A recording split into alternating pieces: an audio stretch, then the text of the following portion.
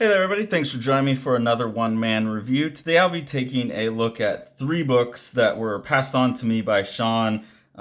These were either mailed to him by the artist or something was given to him at a convention. Really happy that Sean passed these along to me. It's not an artist I've heard of before, but someone who I'm really enjoying their work, and an artist that I hope to be able to follow up on the rest of what they've done. So these two books are Stop Making Sense, number 5 and 6 by Demetrius Avramopoulos, and this is a collaborative work by Demetrius and another artist named Blessed. And here they just use the name AVRAM and Blessed, and that's what Demetrius is using here as well, AVRAM. This book was an experimental book, a collaboration between AVRAM and Blessed. They call it an exquisite corpse, which I get what they're saying, which is they pass off a piece and then the next person does one and passes it back, and they're passing it back and forth. The exquisite corpse, really, as far as I know, the idea I've had of it is that it really relies on not being able to see what the person before did. So it's like I would draw a bunch of stuff up here and then fold it, and they would only get that much, and then they would do that much and pass it back. And then you unfold it and see what it is. That's like the typical, I'm sure everyone knows that, but just in case someone doesn't know, that's a typical art game that was invented, as far as I know, by the Dada artists in like the early 1910s or early 1920s. It's a Dada art game, collaborative game to get people out of their heads. So there are some images like this that kind of work that way, where I could see this having been passed off. Like, I think this is Demetrius's stuff, and I think this is Blessed.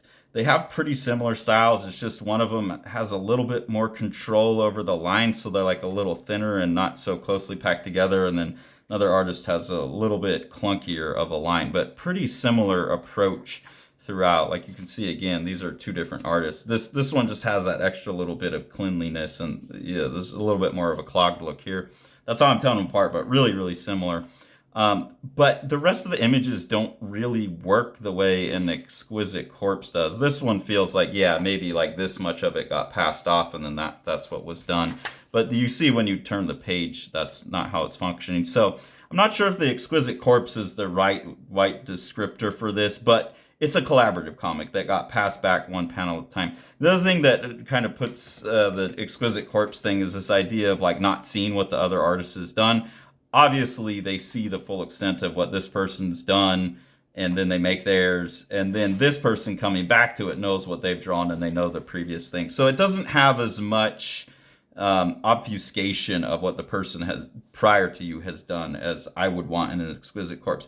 That doesn't mean, though, that it doesn't make an awesome, fun game, and that it didn't make an awesome, fun comic. So it does have that really just like stream of consciousness thing going on, because you have two artists passing works back and forth. I think the most fun thing about this is that this also got sent along with it, and you have a standalone story here that introduces a character that is in this book. And I don't know if they went, like, I believe this is meant to be the same character here. And you have the origin story of that character in this little book.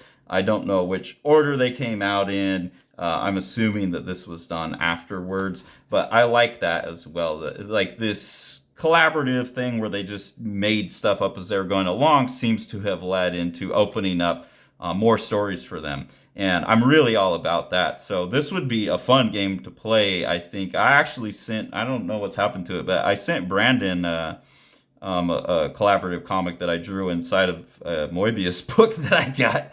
I sent it to him. I don't know if he's finished or passed it on yet, but I really like that as a way of opening up creativity. I used to meet with the comics group when I lived in Virginia that did that, and I would encourage it because it's going to open up your mind. So that's a collaborative one, and I don't have as much to say obviously about it, but Stop Making Sense, which is just Demetrius's stuff on his own, is a really phenomenal one-man anthology format with a lot of really nice different short stories in there. There's a very consistent approach throughout all of these books where it's like almost all of the writing goes on in the captions, and it's usually like the interior monologue of the person you're following, not always.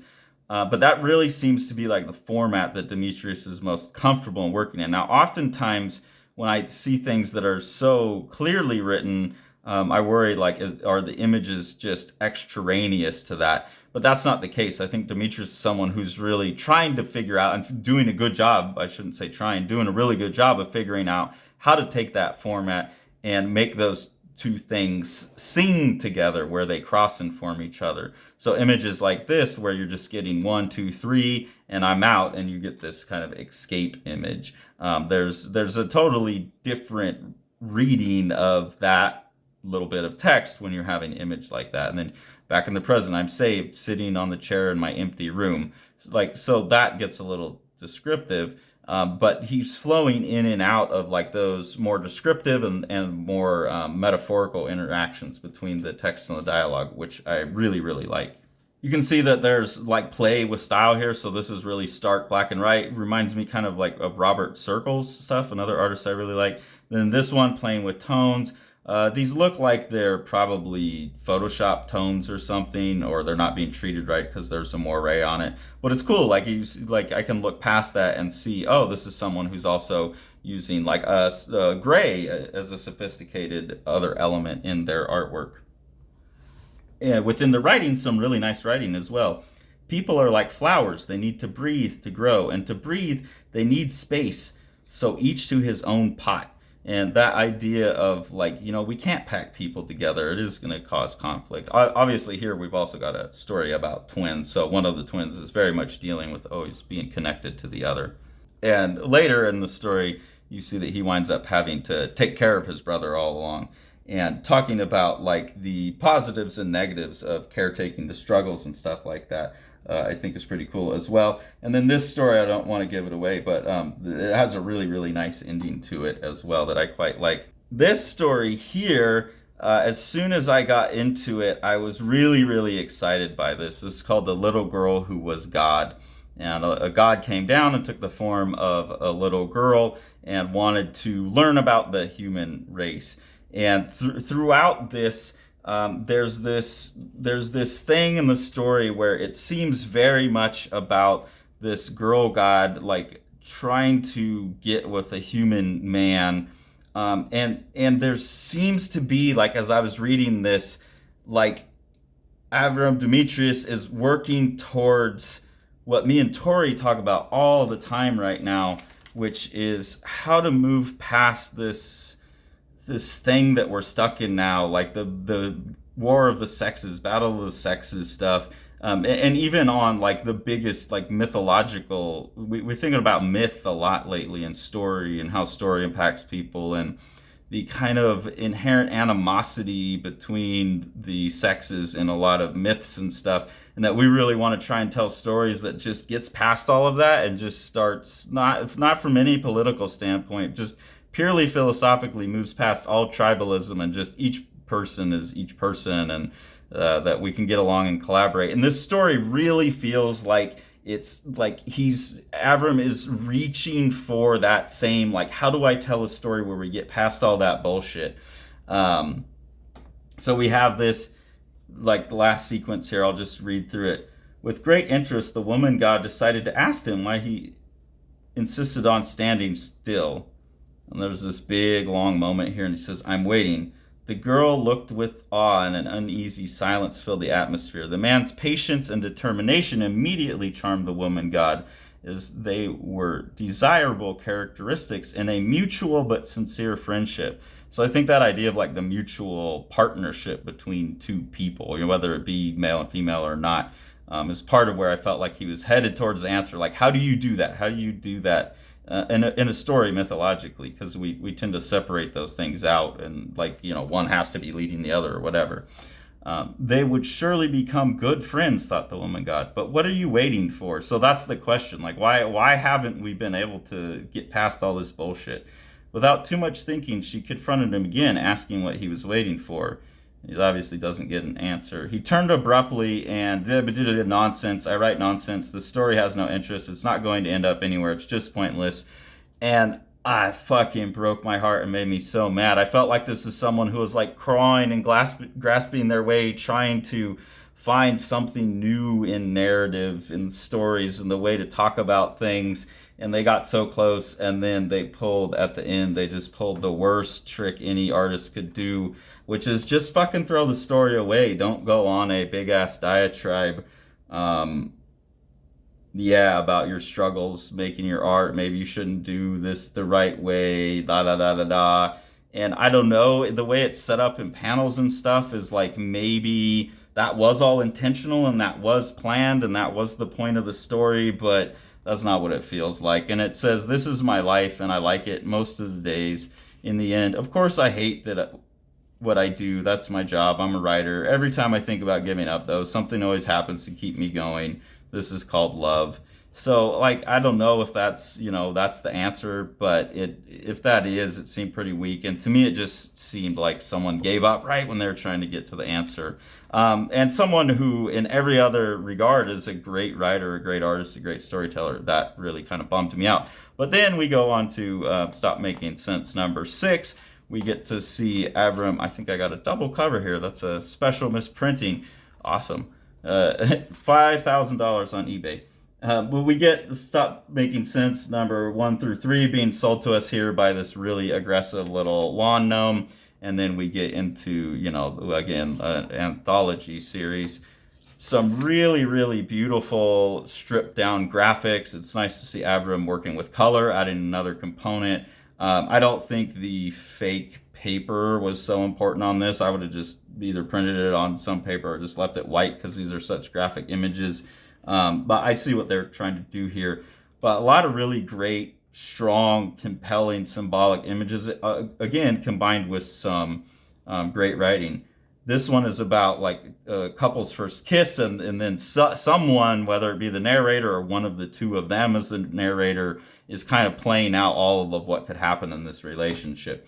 So he will notice and get used to all the small, subtle details of her character, such as the short sneer before the morning kiss, little marks she makes in her right hand with her nails when she is stressed, or the hermetic position of her hands when she gets angry. I love that. And it's all like, yeah, that's so true. That's like probably every relationship. May not be those things, but that insane familiarity you get when you're in a long-term committed romantic relationship where you just get to know everything about a person as much as you can. And that plays out through the story in different ways. I don't want to spoil any of these because they do all always have these really nice either trick endings or this nice poetic thing going on.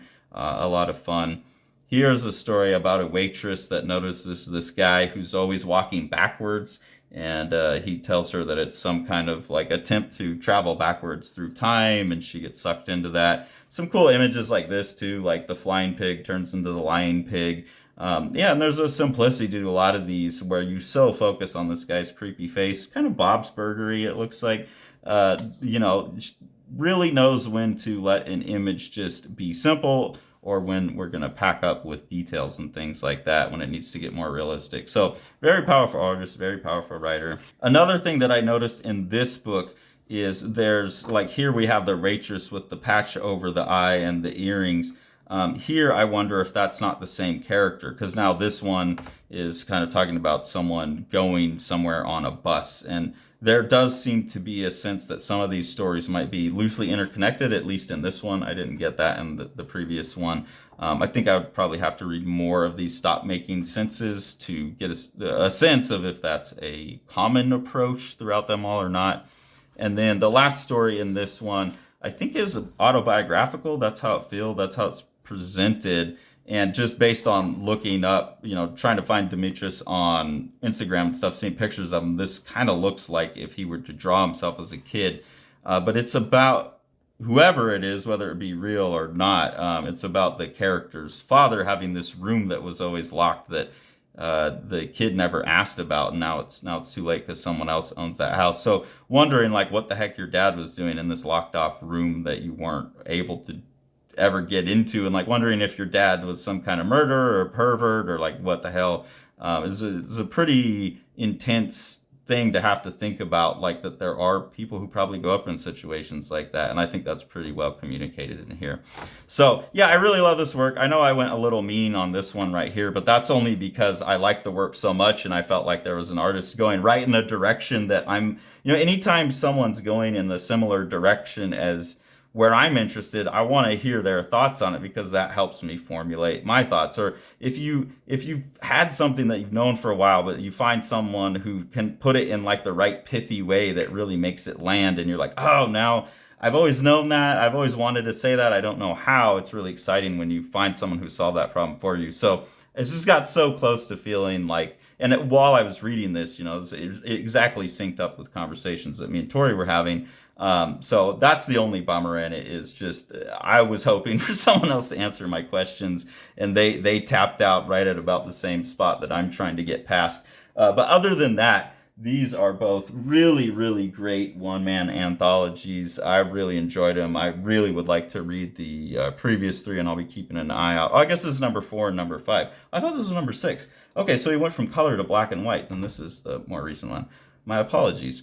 So I really would like to see the first 3. Hopefully I'll be able to order those. And then this was a fun little experiment. So thank you so much, Demetrius, for passing this on to Sean. And then Sean, thanks for passing it on to me. I really enjoyed this. I love your art. I love the writing. The whole format I think is really cool, and it's a very clear voice throughout as well. So please go support this artist. I think it's well worth it. Whole new world. Whole new world. Whole new world. Whole new world. Whole new world. Whole new world. Whole new world. Whole new world. For you and me.